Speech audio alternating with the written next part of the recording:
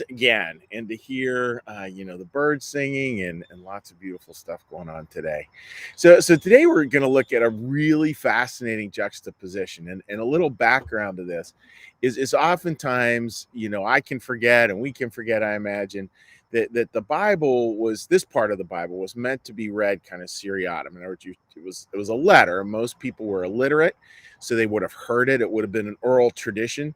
So there would have been these ideas of couplings that we wouldn't necessarily see in today's and how we might preach from it today. And today is one of those couplings, because again, it was written in the form of letters, not in a form of chapter and verse the way we do. We would say, okay, today's John chapter 9, verse 1 to 2. They wouldn't have done that. They just would have sat down and heard this letter read to them for an hour or so. And and so they would have picked up couplings. And today was a really fascinating one. Now, before I read this, the part of yesterday, and boy, we had some great little conversations with people, both on email, text message, some other and comments about yesterday's talk, because it really is true. Like, how do we learn to just eventually just move on, like not engage, knowing that when there's challenging situations? In the Bible story we looked at, that was from John chapter 8, where Jesus is starting to get surrounded by people. They're starting to pick up stones. They're obviously talking about either hurting him or stoning him to death. And it says Jesus slipped away. And the idea, we just all got to slip away. So just have that picture in your mind, right? And we know that's about just like, yep, there's times where we just got to let it go, not pick up a stone in self-defense, not argue back, just move right along. Times to do that. And what's fascinating about today is just hold that image, right, of these really angry people kind of surrounding Jesus, this one person, a little bit of this, the fear that would have been part of that, and the anger that would have been part of that. And we flip into this very next part of the story. And I have to be honest with you, I didn't pick up on this until getting ready for today, just because it's just not how we read the Bible in Western culture today, but maybe it's how we should read it more. So this is how John chapter 9 starts. And again, you have to remember, John did not write this thinking, all right, time for a new chapter. He just wrote something. And then decades later, we divided it up into chapters because it's easier to talk about that way. But he did not originally do that. So this is Jesus heals a man born blind. As Jesus went along, he saw a man blind from birth.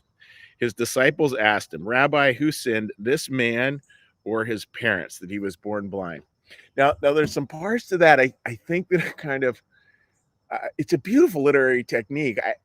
I personally, it makes me smile a little bit because of what a beautiful literary technique it is. So folks, just think. Here, Jesus is just coming off this story, right, where all these angry people have surrounded him. And then the very next sentence, here are all his disciples, and they're all gathered around this handicapped man who's blind. And they're asking this crazy question. Well, Jesus, so tell us who sinned, this man or his parents? Now, it's the guy's blind. He's not deaf.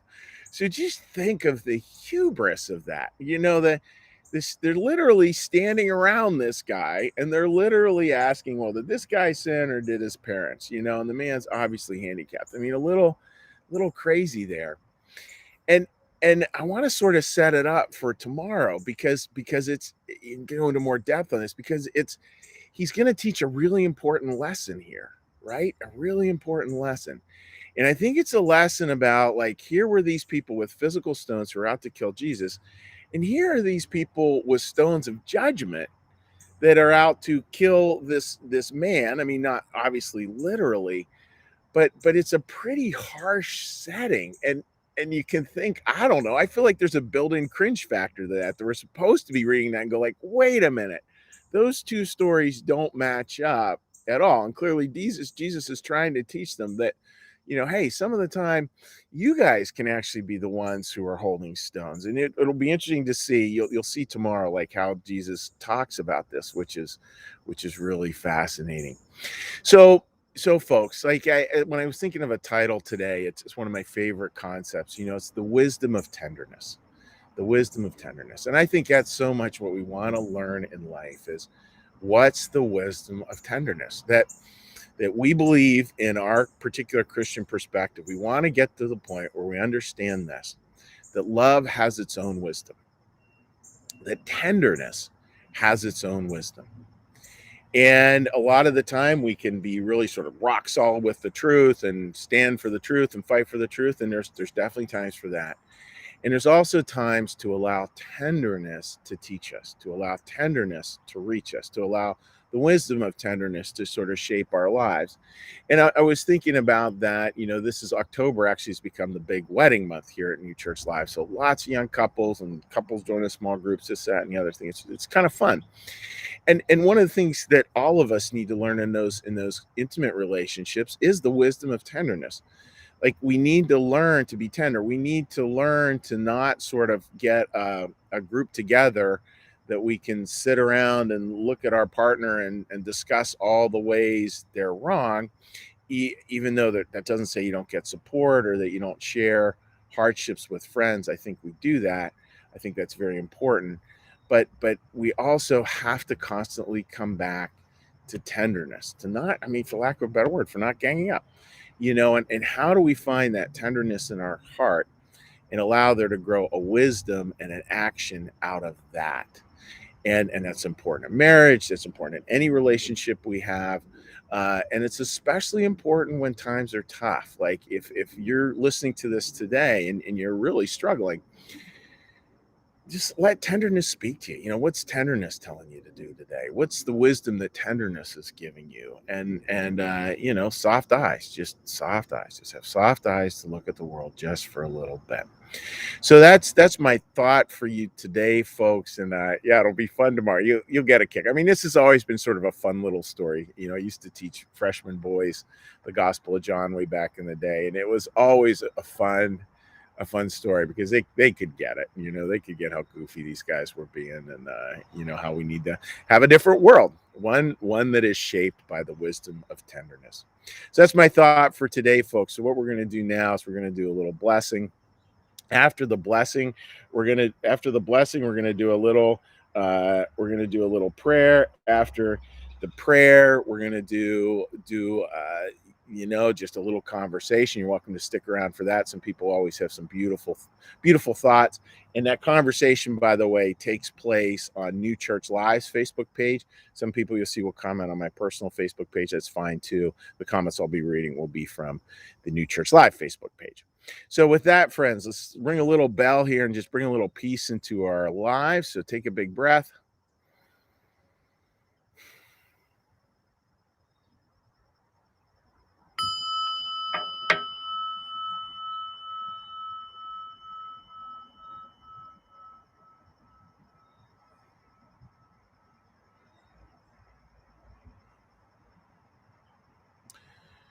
Be still and know that I am God.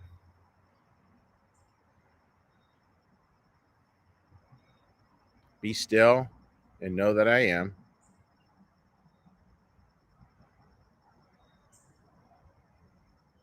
Be still and know that I.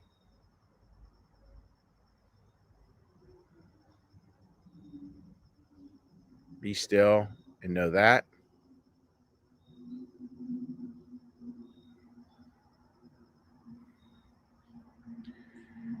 Be still and know.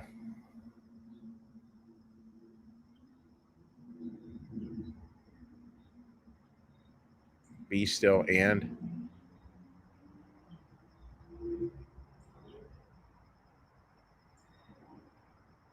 Be still.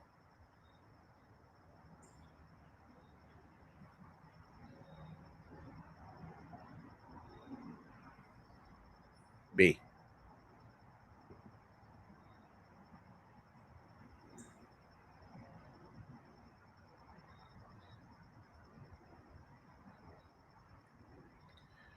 Our Father, who art in the heavens, hallowed be thy name. Thy kingdom come, thy will be done, as in heaven, so upon the earth. Give us this day our daily bread, and forgive us our debts, as we also forgive our debtors. And lead us not into temptation, but deliver us from evil. For thine is the kingdom, and the power, and the glory forever. Amen. May the Lord bless you and keep you. May the Lord make his face to shine upon you and be gracious unto you. May the Lord lift up his countenance upon you, bring you peace, bring you home. Amen. All right, friends. So with that, if you did leave a comment, it'll take me a second here. Again, you can hop on over to our New Church Live Facebook page. And what I will be doing is I will be reading those comments there if they cooperatively come on up here. And yeah, and it's also super fun watching people just connect with each other on all this stuff. It's always really that part is always really rewarding to me. All right, got a bunch of comments here. Patricia, great to see you joining us this morning, and wishing you a great Thursday. You know, I love Thursdays, by the way. Marcus, good morning to you. Thank you for that little reminder this morning. Paige, good morning to you, and hopefully your small group went really well on Wednesday night. Patty, great to see you joining us. Very good morning to you. Yeah, Sherry, the kindness and caring, right? Like there's a beautiful line from Christian New Church theology that says, "What else is a life of worship but a life of kindness?" I love that. And here I thought it was about being right. Paige, soft eyes. Yeah, you know what? Just I mean, literally, the term for that I think is akimbo. There's a term for that in Japanese that I really like. And just that, like, yeah, just learning to look at people with soft eyes. It really strangely works, which is kind of interesting. And now I have a little tenderness stuck in my head. Amen to that, sister. Let's see. Terry writes tenderness. Yeah, you gotta love that. Patty writes, I try to be kind or tender to others. I know the heartbreak of unkindness, and it hurts to just remember, just be kind. If not, it cuts deep. You know, Patty, that is just so beautifully said. You know, just I mean, I think people just want basic kindness. They just want people to be kind. You know, I've definitely learned that with some of the service projects we've done. You know, and I sort of used to have this image that we were going to go down and aren't these people sort of lucky that I've been doing it for decades, and this has been decades of learning? Aren't these people sort of lucky we're here to help them? And really, I just got clear that really the biggest gift we can bring is just a moment of kindness, just a moment, just a second of kindness. And that's God's present there. And that's where we're enough out of the way that some pretty beautiful stuff can happen. So, folks, that's all I have for today. Wishing you all the very best with the wisdom of tenderness today. Maybe that song is stuck in your head, which I love. If it is, that's a good thing. And yeah, God bless. Take care. Have a great day. Bye bye.